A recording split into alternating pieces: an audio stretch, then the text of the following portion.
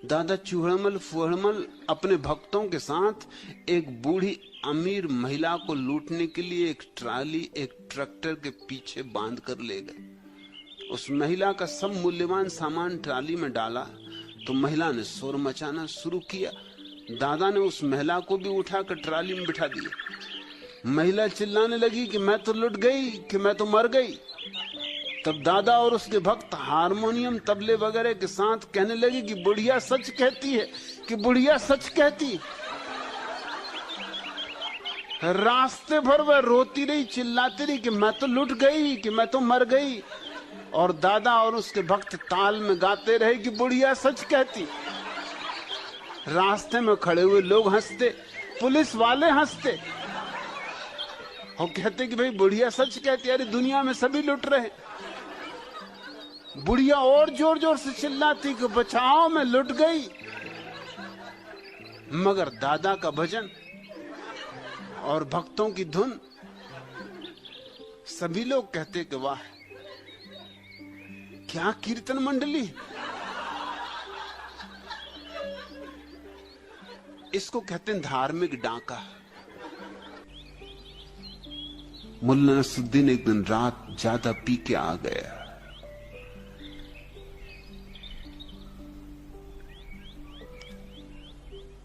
चाबी ताले में लगा के खोलना चाहे,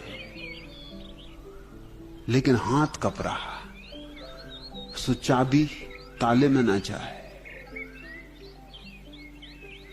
पुलिस वाला रास्ते पे खड़ा बड़ी देर तक देखता रहा, फिर उसे दया आ गई। उसने कहा कि बड़े मियां चाबी मुझे तो तुमसे न खुलेगी। नसरुद्दीन ने कहा खोल के रहूंगा, तुम्हें अगर इतना ही प्रेम भाव उठा तो एक काम करो, जरा मेरे मकान को पकड़ के खड़े हो जाओ। मकान ऐसा हिल रहा है कि मैं करूं तो क्या करूं। इधर दोनों की बातचीत चल रही थी कि पत्नी की नींद खुल गई। उसने खिड़की से ऊपर से 2 मंजिले से झांक कर कहा कि क्या बात फजलू के पापा, क्या चाबी खो गई? दूसरी चाबी फेंक दूं? नसरुद्दीन ने कहा चाबी तो बिल्कुल मेरे पास, अगर तेरे पास दूसरा ताला हो तो फेंक, क्योंकि इस ताले में चाबी नहीं जा रही, ये ताला मकान के साथ हिल रहा है। दूसरा ताला हो तो फेंक दे तो मैं खोल दूं और आ जाऊं।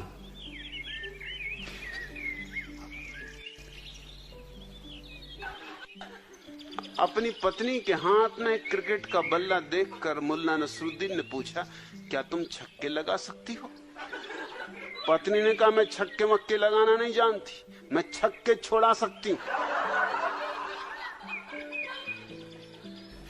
नेता ही नेता है। मैंने सुना कि मुल्ला नसरुद्दीन बाजार में खड़ा था अपने गधे को लिए और लोगों से कह रहा था इस गधे में ये खूबी है, ये पक्का जी हजूर गधा है, ये नहीं कहना तो जानता ही नहीं, तुम जो भी कहो एकदम सिर हिला के कहता है कि जी हां।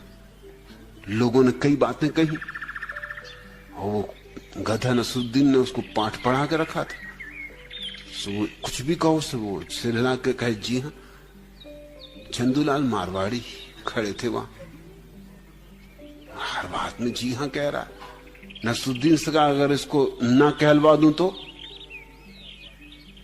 नसरुद्दीन ने कहा अगर तू ना कहलवा दे तो 100 रुपए निकाल के बताया कि 100 रुपए दूंगा। चंदूलाल उसके पास गया और गधे के कान में बोला बेटा शादी करोगे? उसने कहा कि नहीं, एकदम ना कर दिया।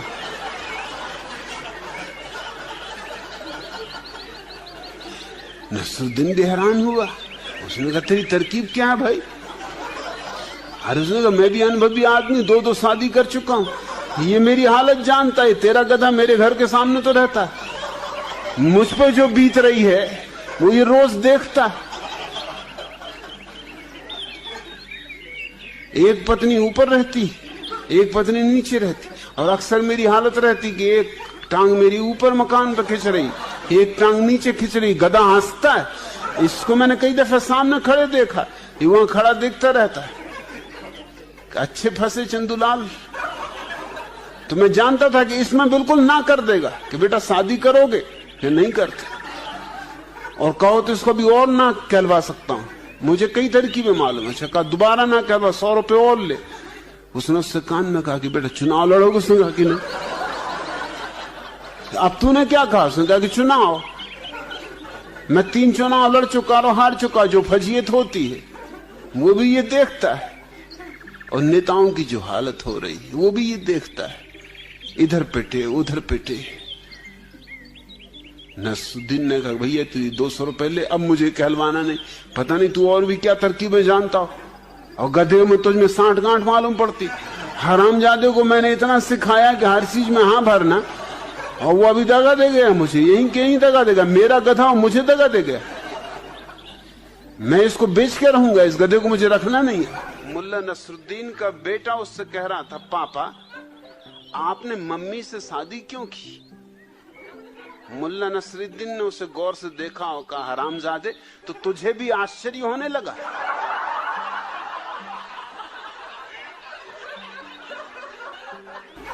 चंदूलाल गए थे तलाक देने। पत्नी एकदम उनको पकड़ के ले गई अंदर। चंदूलाल तो दुबले पतले आदमी, पत्नी भारी मजबूत,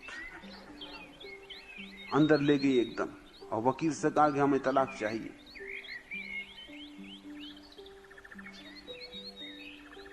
सब बंटवारा हुआ जाता था, लेकिन झंझट एक आ गई कि 3 बच्चे थे। तो वकील ने कहा 3 बच्चे, इनका बंटवारा कैसे हो? तो पत्नी ने कहा कि उठो जी, अगले साल आएंगे।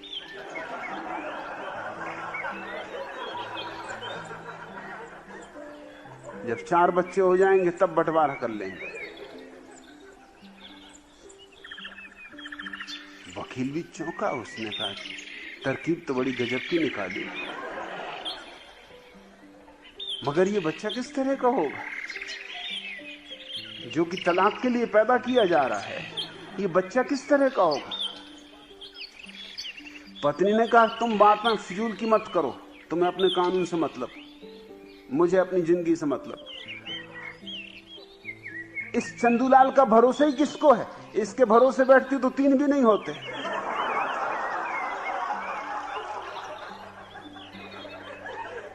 मुल्ला नसरुद्दीन और उसकी पत्नी में झगड़ा हो रहा था। झगड़ा इस बात का था कि घर का मालिक कौन। पत्नी ने कहा मैं तुझे बताती हूं घर का मालिक कौन। वो लेके बैलन उसके पीछे दौड़ी। मुल्ला भागा और बिस्तर के नीचे घुस गया। पत्नी है मोटी तगड़ी, वो बिस्तर के नीचे तो घुस ही नहीं सकती। सो वही उसका एकमात्र शरण। जब भी कभी ज्यादा खतरा हो जाए वो बिस्तर के नीचे, वहां उस पत्नी की पहुंच नहीं। वो बिस्तर के नीचे बैठ गया पद्मासन लगा के। पत्नी का निकल बाहर। मुल्ला ने कहा नहीं निकलते, हम अपने मालिक। अरे घर का मालिक कौन? कौन हमें निकाल सकता है? नहीं निकलते, कर ले जो तुझे करना हो। तभी कोई मेहमान ने द्वार पर दस्तक दी। पत्नी ने कहा निकलो बाहर निकलो, कोई मेहमान आने दो। मुल्ला ने कहा आज मेहमानों को भी पता चल जाए कि घर का मालिक कौन। रख बेलन नीचे और घिसट नाक जमीन पर, तो बाहर निकलूंगा। एक छोटा सा बच्चा स्कूल देर से पहुंचा।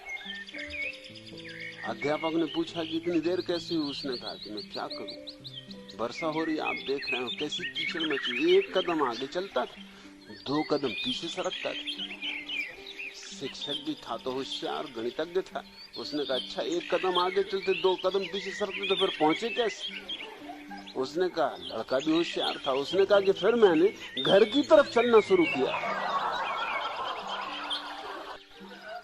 मुल्ला नसरुद्दीन ने अपने बेटे से फजलू से कहा कि देख गांव में एक गंदी फिल्म लगी हुई, अश्लील, कभी देखने मत जाना। ऐसी गंदे स्थान पर कभी जाना ही मत, जाएगा तो बहुत पछताएगा।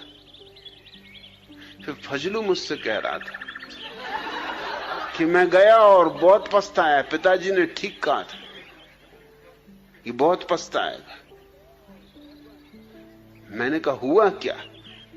उसने कहा हुआ ये कि पिताजी ने जो कहा था सब ठीक निकला। उन्होंने दो बातें कही थी, एक तो ऐसी चीजें देखने मिलेंगी जो नहीं देखनी चाहिए, और दूसरा कि बहुत पछताएगा। दोनों बातें हुई। उनका फिर भी मैं समझूं कि क्या क्या हुआ। उन्होंने कहा पहली बात तो ये हुई कि पिताजी वहां देखने को मिले। उन्होंने कहा था कि ऐसी चीजें देखने मिलेंगी जो नहीं देखनी चाहिए, और दूसरा मुझे देखते ही उन्होंने पिटाई की कि तू यहां क्यों आया। सो बहुत पछताया भी। हालांकि पिटते हुए मैंने इतना जरूर पिताजी से पूछा कि आप क्यों यहां आए, तो उन्होंने कहा मैं तुझे देखने आया कि कहीं फजलू गया तो नहीं है। क्या क्या मजे दुनिया में चलते हैं। कलकत्ते में ठहरता था सोहनलाल दुगड़ के घर पर। वो कलकत्ता के एक बड़े करोड़पति थे।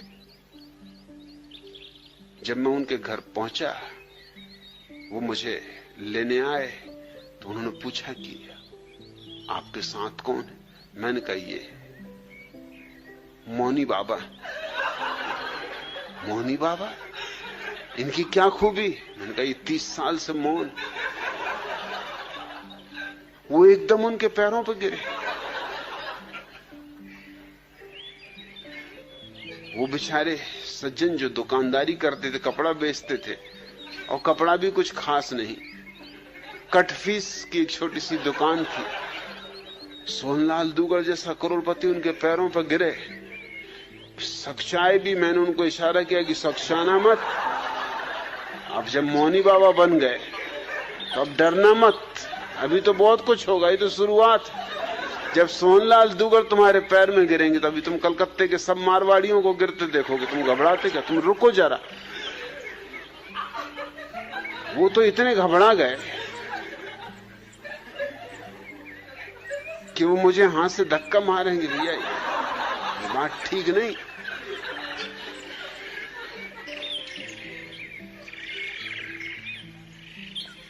घर पहुंचे, सोहनलाल ने जल्दी से अपनी पत्नी को बुलाया कि मौनी बाबा। मोहल्ले के लोग इकट्ठे हो गए कि मौनी बाबा है, 30 साल से मौन। और मौनी बाबा पे जो गुजर रही वो मैं जानू कि वो रात का वक्त देख रहा है कि कब रात आए कि अपने दिल की मुझसे कहें। जैसी रात आई, दरवाजा जल्दी से बंद करके मेरे पैरों पर गिर पड़े और कहा कि मुझे माफ करो, मुझे ये काम करना ही नहीं, मुझे जाने दो, मैं तो अभी भागे जाता हूं, रात को चुपचाप निकल जाऊंगा। ये क्या झंझट मेरे पीछे लगा दी। इतने इतने बड़े लोग जिनके घर मुझे अगर मिलने भी जाना होता तो कोई मिलने नहीं देता, चपरासी भीतर नहीं घुसने देता,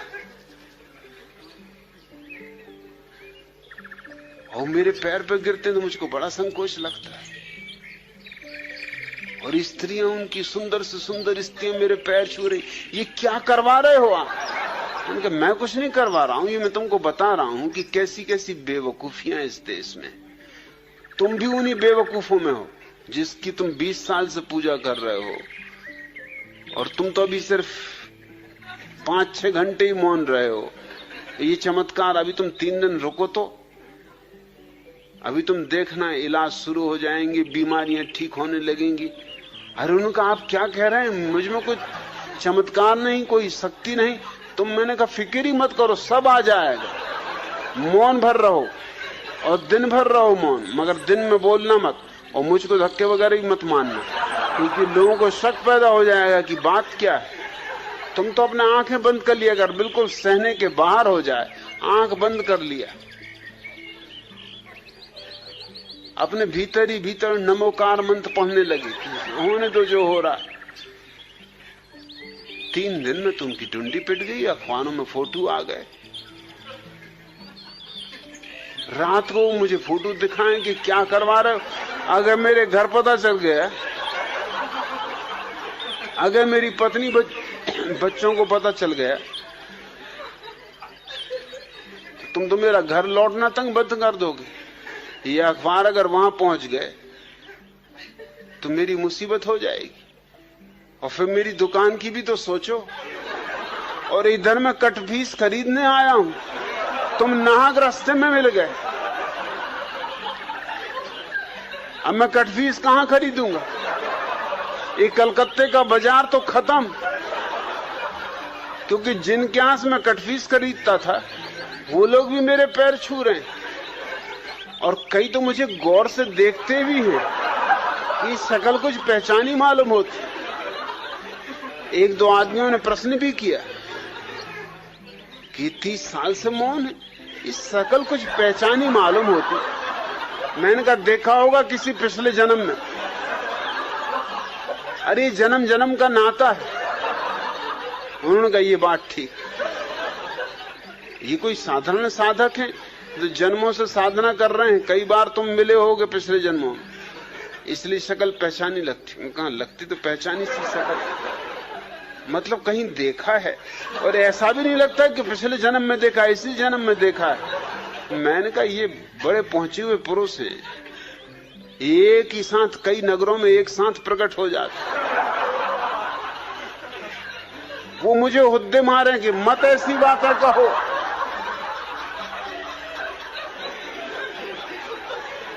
मेरी कमीज खींचे, मत कहो भैया ऐसी बातें मत कहो, ये बिल्कुल झूठ बातें। मगर लोग मान रहे हैं। मिठाइयां आने लगी, फल आने लगे, और रात मुझको कहें कि क्या करवा रहे, इतनी मिठाइयां फल में कहां ले जाऊं? तुम ले जाना, घर बाल बच्चों को मोहल्ले में बंटवा देना। स्टेशन पर जब उनको लोग छोड़ने आए, कटफीस तो वो खरीद ही नहीं पाए, क्योंकि अब कहां कटफीस खरीदे? कोई देख ले कटफीस खरीदता कि मौनी बाबा कटफीस खरीद रहे हैं। रास्ते भर मुझ पर नाराज रहे कि और सब तो ठीक, मगर कलकत्ते का बाजार खराब करवा दिया। अब मैं कलकत्ता कभी न जा सकूंगा। मैंने उसका तुम घबराओ मत, तुम एक काम करो, दाढ़ी बढ़ा लो, अगली बार जब कलकत्ता जाओ दाढ़ी मूंछ बढ़ा के चले जाना। हाँ, उन्होंने कहा ये बात जस्ती। मैंने कहा फिर वो लोग कहेंगे कि देखा है कहीं, तो कहना अरे देखना वगैरह तो चलता रहता है, कई लोगों की शक्लें एक जैसी होती, और ना हो तो मैं साथ आ जाऊं। उन्होंने कहा नहीं, आपके तो साथ आने की कोई जरूरत ही नहीं, आपके साथ तो मैं कभी कहीं जाऊंगा नहीं। अगर ट्रेन में मुझे पता भी चल गया कि आप सफर कर रहे हो तो उस ट्रेन से उतर जाऊंगा। और मेरे पैर पकड़ के कहने लगे इतना कृपा करो कि ट्रेन में किसी को खबर ना हो। मतलब ये ट्रेन के लोग तो जबलपुर भी जाएंगे मेरे साथ ही, अगर वहां तक खबर पहुंच गई तो सब चौपट समझो। मेरी पत्नी मुझे मुश्किल में डाल देगी कि तुमसे किसने कहा था कि तुम मौनी बाबा बनो, तो तुम कहां से 30 साल मौनी बाबा रहे? 3 दिन के लिए घर से गए और 30 साल मौनी बाबा हो गए। फिर दोबारा जब मैं कलकत्ता जाता था तो लोग उनकी जरूर पूछते थे कि मौनी बाबा नहीं आए, कब आएंगे? मैंने कहा आएंगे, जरूर आएंगे। उनको स्वागत सत्कार ज्यादा पसंद नहीं, वो बहुत नाराज हो गए कलकत्ते से, इतना हूम धड़ाक उनको बिल्कुल पसंद नहीं। वो सीधे साधे आदमी मौन एकांतवास करते।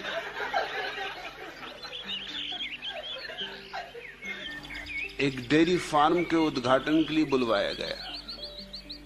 जग्गू भैया तो उद्घाटनों के लिए एकदम उतावले ही रहते थे। पहुंच गए, अपना खादी का धोती कुर्ता और टोपी इत्यादि लगाकर गए और निकाल लिए अपनी कैंची और बोले कि बताओ कहाँ है रिबन? डेयरी फार्म के व्यवस्थापकों ने कहा कि महोदय, यह डेयरी फार्म का उद्घाटन है, यहाँ कैंची की जरूरत नहीं। इसका उद्घाटन इस तरह होगा, यह जो बछड़ा यहाँ बंधा है इससे आप इसके खूंटे से खोलेंगे और यह अपनी माँ की ओर जाएगा। जग्गू भैया ने जल्दी से उस बछड़े को खोला। बछड़ा काफी देर से बंधा हुआ घबरा गया था, अतः तेजी से भागा और जग्गू भैया की टांगों के बीच से उन्हें चारों खाने चित्त करता हुआ अपनी माँ के पास जा पहुंचा। फोटोग्राफर ने जल्दी से इस सुंदर दृश्य को अपने कैमरे में कैद कर लिया। इसके बाद श्री जग्गू भैया के और भी चित्र उतारे गए। एक चित्र डेयरी फार्म की सर्वश्रेष्ठ एवं सुंदर भैंस के साथ था। एक चित्र उनकी पत्नी के सहित खींचा गया। कुछ एकल चित्र भी उतारे गए। कुछ चित्र डेयरी फार्म के मजबूत और स्वस्थ सांड के भी उतारे गए। दूसरे दिन उतावले जग्गू भैया ने अखबार बुलाए, क्योंकि वे जानते थे कि मुख्य पृष्ठों पर उनके फोटो छपे होंगे। फोटो तो थे, मुख्य पृष्ठ पर ही थे, मगर उनके शीर्षक कुछ इस प्रकार थे। पहले चित्र में जग्गू भैया चारों खाने चित्र डले थे। चित्र के नीचे लिखा था, डेयरी फार्म का उद्घाटन करते माननीय श्री जग्गू भैया। दूसरे चित्र में जग्गू भैया अपनी पत्नी के साथ खड़े मुस्कुरा रहे थे। लिखा था, श्री जग्गू भैया डेयरी फार्म की सर्वश्रेष्ठ और सुंदर भैंस के साथ। तीसरे चित्र में श्री जग्गू भैया एक भैंस के गले में हाथ डाले उसे आलिंगनबद्ध किए थे। चित्र का शीर्षक था, माननीय श्री जग्गू भैया अपनी प्यारी पत्नी के साथ। यह सब देख जग्गू भैया क्रोध से जल भुन गए और अपने ड्राइवर को बुलाकर कहा, इसी समय गाड़ी निकालो, संपादक के यहाँ चलो। यह क्या बेहूदगी है? ड्राइवर बोला, जनाब वह तो कुछ भी नहीं, जरा ये समाचार पत्र और देखिए। यह कहते हुए उसने अपने जेब से दूसरा अखबार निकालकर उनके सामने रख दिया। उसके मुख्य पृष्ठ पर ही जग्गू भैया के चित्र खींचे निपोरे छपे हुए थे। शीर्षक था, हमारे डेयरी फार्म का मशहूर सांड। पास ही एक चित्र था जिसमें एक काला भुजंग सांड खड़ा था। उसके नीचे शीर्षक था, माननीय श्री जग्गू भैया।